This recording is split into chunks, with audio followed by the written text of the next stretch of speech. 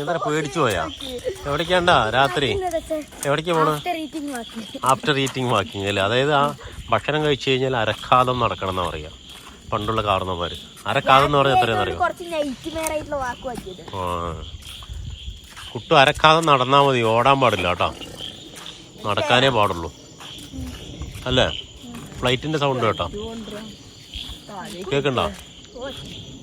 ഇപ്പൊ പണ്ട് പാകിസ്ഥാനുമായിട്ട് ഈ യുദ്ധം കഴിഞ്ഞതിന് ശേഷം കണ്ടോ ഫ്ലൈറ്റൊക്കെ നമ്മുടെ വഴിക്കാണ് വരുന്നത്, അല്ലടാ ചോദിച്ചോ?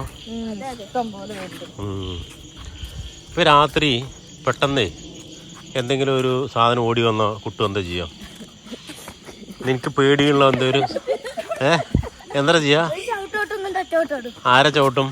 അടുത്തുള്ള ആളെ ചവിട്ടും, ഒറ്റ ഓട്ടം ഓടും അല്ലേ? കേശു എന്താ ചെയ്യാ? എന്താണ്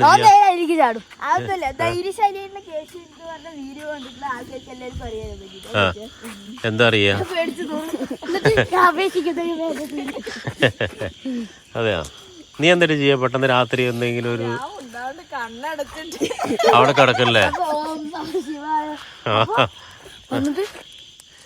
എന്താ സംഭവം?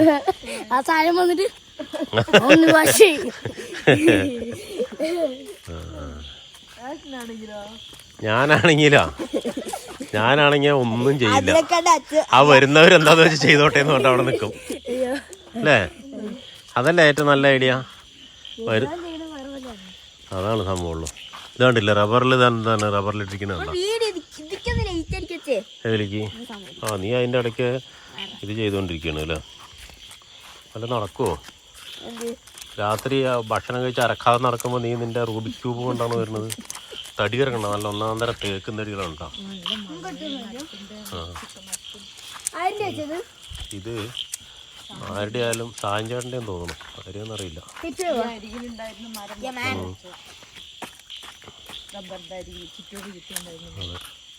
കേശുവിന് ഇരുട്ടിനെ പേടിയുണ്ടടാ? എന്നിട്ടാ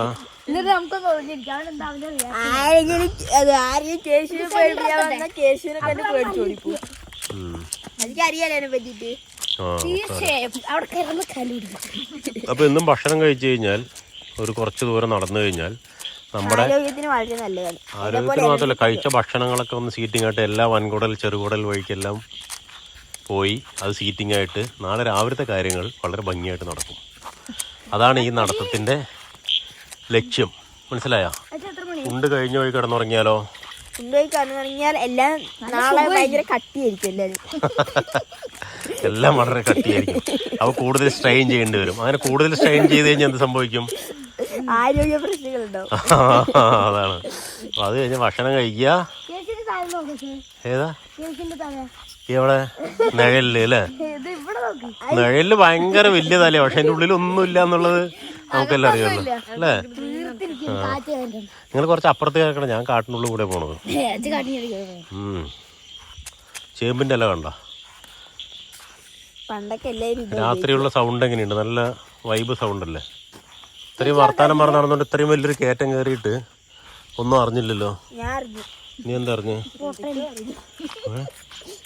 ഒന്നും അറിഞ്ഞിട്ടില്ല. കളകള നാദവും കളകളനാദമല്ല, ടൈമൊന്നും അധികമായിട്ടില്ല, വളരെ കുറച്ച് സമയമായിട്ടുള്ളൂ. 9 ചില്ലറയായി. എവിടേക്ക് പോകും? ഈ കയറ്റം മുഴുവൻ കയറിയിട്ട് പോയാൽ മതി. പിന്നെ അവിടെ നിന്ന് കുത്തിപ്പിടിച്ച് അവിടെ ഇരുന്ന് എന്നെ വിളിച്ചിട്ട് ഇല്ല.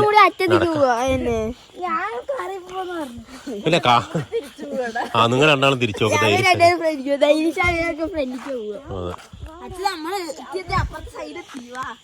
എന്റെ മുഖം എടുത്തേക്കാലോ.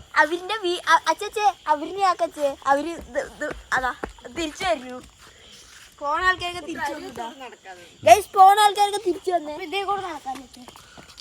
കുട്ടു ഓടാണ് അല്ലേ? കുട്ടു എന്താ നമ്മുടെ റോട്ട്? നമുക്കതിനെ പ്രത്യേകിച്ച് പോയിന്റ് ഒന്നുമില്ല. മധ്യാഹ്നത്തിൽ നടക്കും. കൊറേ നേരം കഴിയുമ്പോ കേശു മാത്രമേ നടക്കാണ്ടാവുള്ളൂ അല്ലേ? അല്ലടാ കേശു? കുട്ടു കേശുവിന് ചേട്ടൻ ആ കുറുക്കന്റെ സൗണ്ട് അല്ലേ? ആ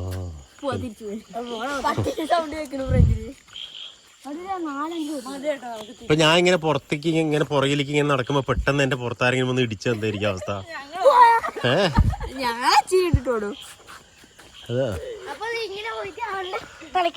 അതായത് നമ്മൾ കുറെ നേരം മുമ്പോട്ട് കിടന്നിട്ട് ഇനി ഇങ്ങനെ പുറകോട്ട് നടക്കണം. എന്തിനാണെന്നറിയോ കേശു?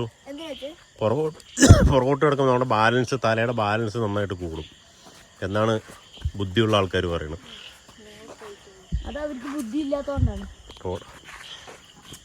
വലിയ ബുദ്ധിമാന്മാരായതുകൊണ്ടാണ് അല്ലേ?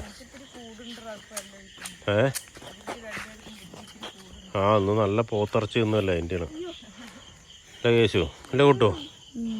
മടുത്തറ കൂട്ടോ? ഇവിടെയാണ് വണ്ടി മറിഞ്ഞത്, ഈ പോസ്റ്റിന്റെ താഴത്ത്.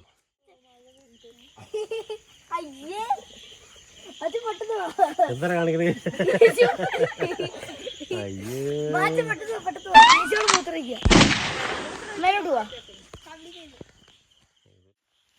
ഗൈസ് അങ്ങനെ ഞങ്ങൾ നടന്നിട്ട് നല്ല മഴ പെയ്യുന്നുണ്ട്. ഇപ്പോൾ മഴ പെയ്യാൻ തുടങ്ങി.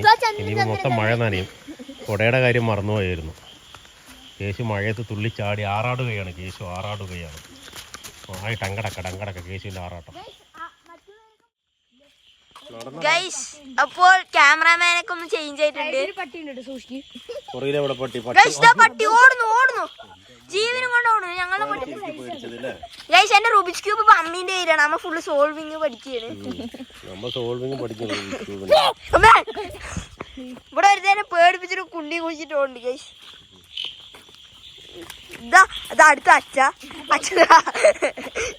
രണ്ടും കൂടി കൂട്ടി ഓട്ടം. പുറകേതാ അമ്മ ഒറ്റയ്ക്ക്. അമ്മ ഓടി വരികയാണ്. അടുത്തെത്താൻ ഓടി വരുന്നു. ഞാൻ കുനിഞ്ഞു നിന്നൊക്കെ എടുക്കാൻ തുടങ്ങി. പോസ് ഫുൾ അടിപൊളിയാണ് ഗൈസ്. അമ്മ അതിൻ്റെ ഒപ്പം എത്താൻ വേണ്ടി ഓടുന്നു. ഞാൻ ക്യാമറമാൻ ആയതുകൊണ്ട് പിന്നിൽ തന്നെ നടക്കുന്നു. ഗൈസ് നോക്കുക. മതിയോ? എന്നെ കൂടി കാട്ടിട്ട് മതിയാക്കാം. ഏതാ കൊണ്ടു പറയും എന്തൊക്കെയാണ് മുകളില്?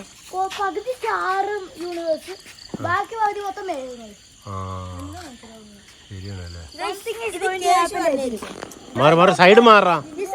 സൈഡ് മാറി വണ്ടി പോട്ടെ. ഈ രീതിയിലാണ് ഒരുപാട് അപകടങ്ങൾ ഉണ്ടാവുന്നത്. സ്ട്രെയിറ്റ് ആയി പോണ വണ്ടിയിൽ നമ്മൾ നടുവിൽ പോയി നടക്കുമ്പോൾ ഉണ്ടാവുന്ന ഒരു അപകടമാണ് മരണത്തിന് വരുന്ന മരണത്തിന് വരെ കാരണമാകുന്നത്. ഇന്ത്യയുടെ മാപ്പ് പോലെ ഉണ്ട്, പക്ഷെ നമുക്ക് കാണാൻ പറ്റില്ല. പിന്നെ മേഘങ്ങളുടെ കാര്യം പഠിക്കുന്നത്.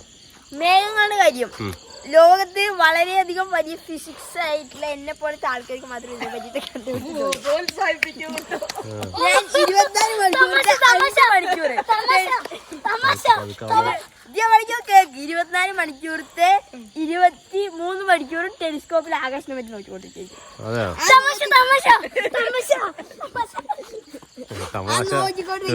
24 മണിക്കൂറുകാര് 24 കാര്യങ്ങൾ കണ്ടുപിടിച്ചിട്ടുണ്ട്.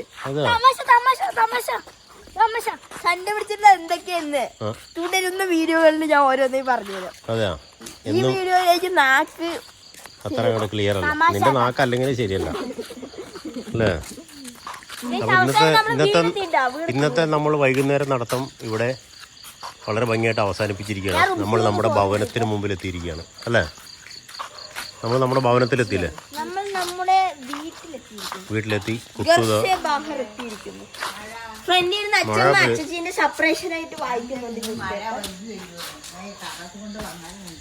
പേപ്പർ വായിച്ചു കഴിഞ്ഞോ? പേപ്പർ വായിച്ച് കഴിഞ്ഞോ ചോദിക്കാം. കഴിഞ്ഞോണ്ടിരിക്കണം. ഞങ്ങൾ അവിടെ സേവ് ചെയ്യാറാണ്.